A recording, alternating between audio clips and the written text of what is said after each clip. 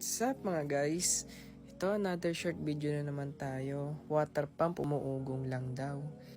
Check lang muna natin yung mga resistance ng ating winding such as common to running, tapos yung common to starting, at yung overall na winding. Pag nakita nating goods lahat, pwede na nating ibalik yung termination at kabitan ng ating bagong kapasitor. 1 horsepower na whiz nga pala itong ating water pump na nire-repair ngayon.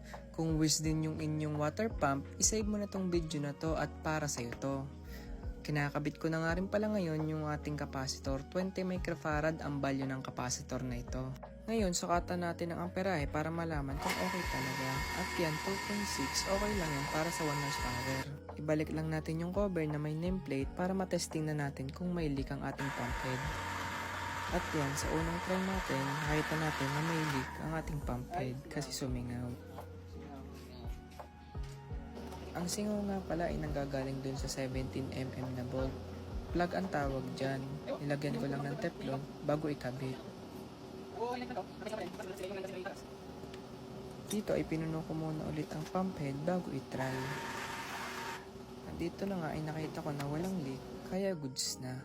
At dito na ulit natatapos ang ating short video. Adios!